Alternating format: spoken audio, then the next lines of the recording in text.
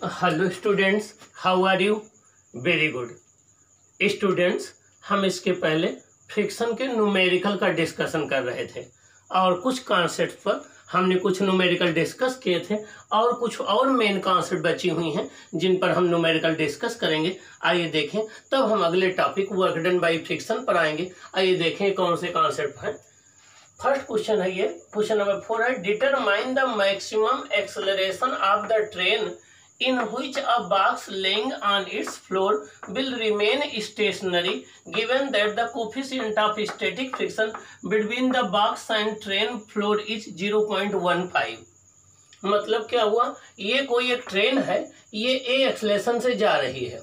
ये कोई एक ट्रेन है, देखिए ये कोई एक ट्रेन है, ये ए एक्सेलरेशन से जा रही है। अब ये इसके ऊपर एक ब्लॉक रखा हुआ है। इस ब्लॉक और ट्रेन के बीच में जो कोफिशिएंट ऑफ स्टैटिक फ्रिक्शन आपको गिवन है वो गिवन है μs इक्वल टू 0.15, ये गिवन है। अब ये कह रहे हैं कि कितने मैक्सिमम एक्सेलरेशन से ये ट्रेन चले कि ये ब्लॉक इसी पर स्टेशनरी रखा रहे, ये स्लिप ना करे।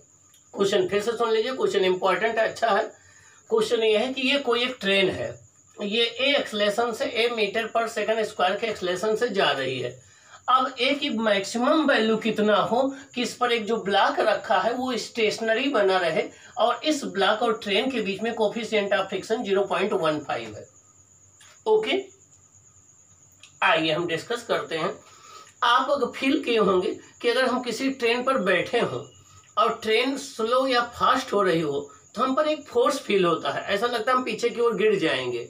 तो जब भी कोई बॉडी मोशन में हो और उसके ऊपर कोई बॉडी रखी हो और उस मूविंग बॉडी में एक्सेलरेशन हो तो वो बॉडी एक फोर्स फील करती है, उसे हम सूडो फोर्स कहते हैं।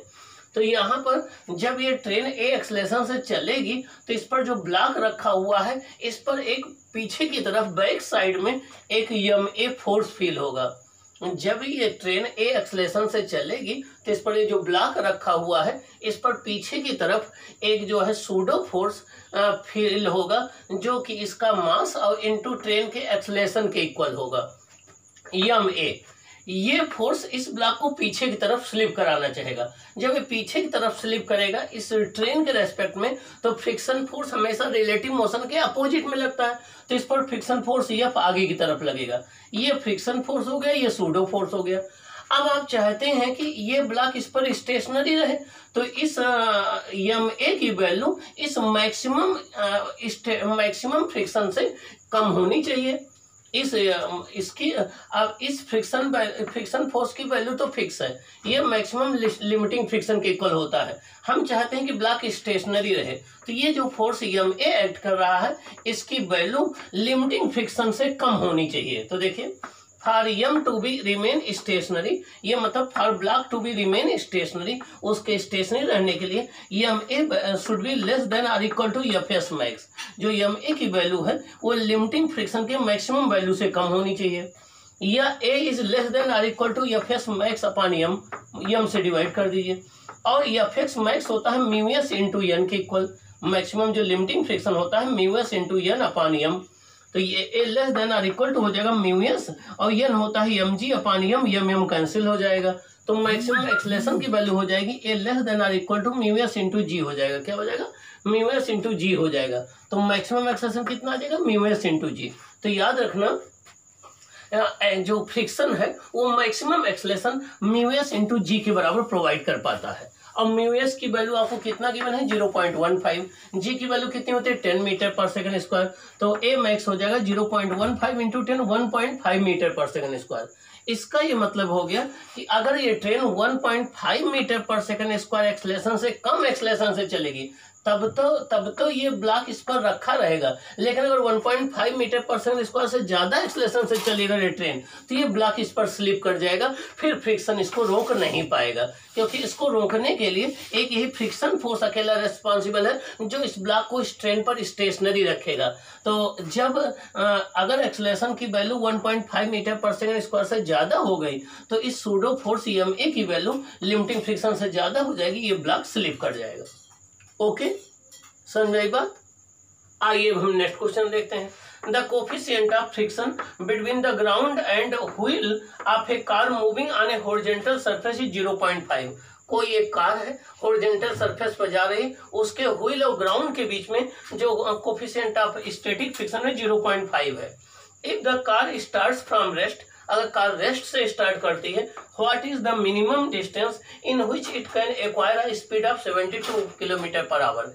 कितनी मिनिमम डिस्टेंस चलने के बाद उसकी स्पीड 72 किलोमीटर पर आवर आ जाएगी। यहाँ पर मिनिमम डिस्टेंस पूछा गया है। ओके, तो आइए देखते हैं। जब भी कोई कार किसी हॉरिजॉन्टल रफ सरफेस पर मूव कर रही होती है तो उस पर रिटार्डेशन किसकी वजह से आता है? फ्रिक्शन की वजह से आता है। जब भी कोई कार रफ हॉरिजॉन्टल सरफेस पर मूव कर रही होती है तो उस पर रिटार्डेशन किसकी वजह से आता है? फ्रिक्शन की वजह से आता है। और फ्रिक्शन फोर्स मैक्सिमम एक्सेलरेशन कितना प्रोवाइड करता है? म्यू इंटू जी के इक्वल।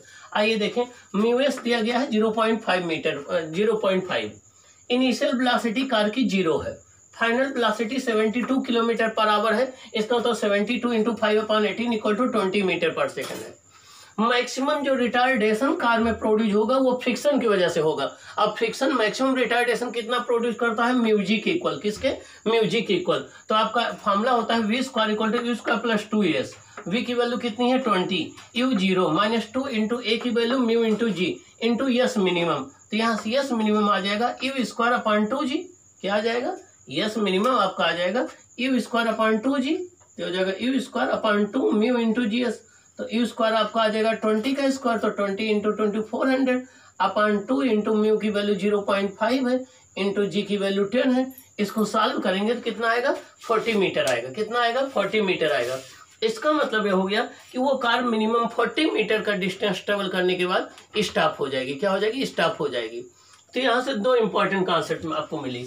पहली कॉन्सेप्ट ये मिली कि जब भी किसी मूविंग ऑब्जेक्ट के ऊपर, जब भी किसी मूविंग फ्रेम ऑफ रेफरेंस के ऊपर कोई बॉडी रखी गई हो तो उस केस में उस मूविंग बॉडी का maximum acceleration mu s into g के बराबर होता है। अगर इतने एक्सेलरेशन तक मूव करेगी तब तक वो ब्लॉक उस पर स्टेशनरी रखा रहेगा। अगर इससे ज़्यादा से मूव करेगी तो उस केस में लिमिटिंग फ्रिक्शन उसको रोक नहीं पाएगा, वो स्लिप कर जाएगा। दूसरी कॉन्सेप्ट आपको ये मिली कि जब भी कोई बॉडी एक हॉरिजॉन्टल सरफेस पर, रफ सरफेस पर चल रही हो तो मैक्सिमम रिटार्डेशन जो प्रोड्यूस होता है a max equal to minus mu into g. देखिए तभी हमने यहाँ माइनस यूज किया। क्यों? क्योंकि रिटार्डेशन आएगा, फ्रिक्शन जो है बॉडी को रोकना चाहेगा।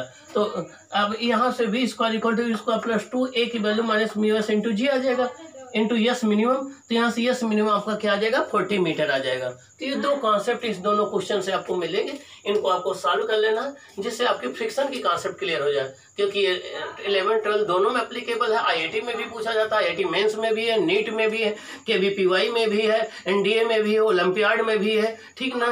तो इन सभी एग्जाम में फ्रिक्शन सबसे इंपॉर्टेंट टॉपिक है, तो इसको आपको समझ लेना है। ये दोनों कॉन्सेप्ट यहाँ से क्लियर हो जाएंगे। ओके।